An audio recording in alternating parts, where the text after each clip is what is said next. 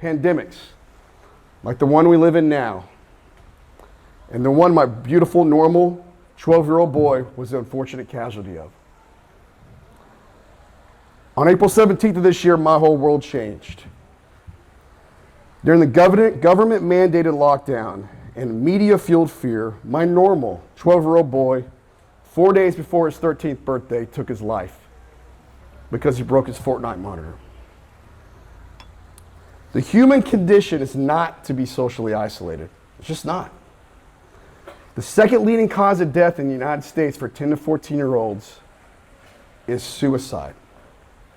This year, it will probably be number one. The negative effects of the lockdown are immense. Social isolation, substance abuse, smoking, increased smoking, mental health, suicide, despair, poverty, and hunger. If we're protecting the most vulnerable in our society, we owe it to protect all the most vulnerable in our society.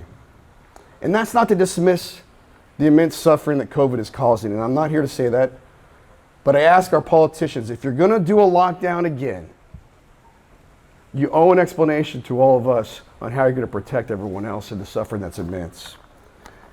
I'm reminded by a quote by C.S. Lewis, who in 1948 was asked, how do we live in the world of the atomic age? The question was posed by millions of Americans at the time who firmly believed they were about to be blown to bits by an atomic bomb. And he said this, how are you to live in the atomic age? Why, just as you would have lived in the 16th century when the plague visited London every year. As you would have lived as a Viking when raiders from Scandinavia might land and cut your throat any night or indeed any day.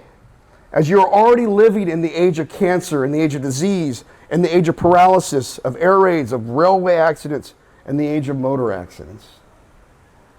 In other words, he said, do not let us begin by exaggerating the novelty of our situation.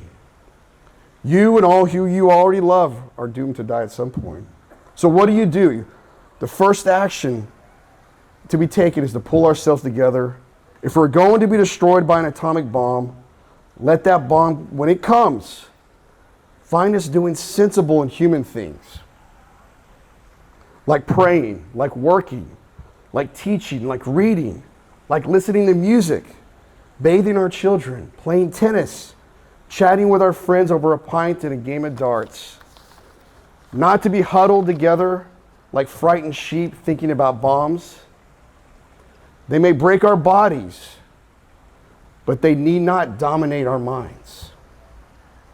I have another mission now, and that's to solve youth suicide. And yes, it is solvable. And I will ensure, I give you my word, our leaders, both locally and also nationally, as I speak to Congress in a couple weeks, that they will enact policy that does not create more suffering, but lessens it. And I want everyone here today, I'm 6 months into losing my son, I want everyone here today to know that there is always hope. As my family and I sift through the ashes of despair and tragedy, you can find purpose. And a famous quote from a song I love, joy still comes in the morning. Hope still walks with the hurting. And if you're alive and breathing, please praise the Lord. I love you, Bubba. Thank you.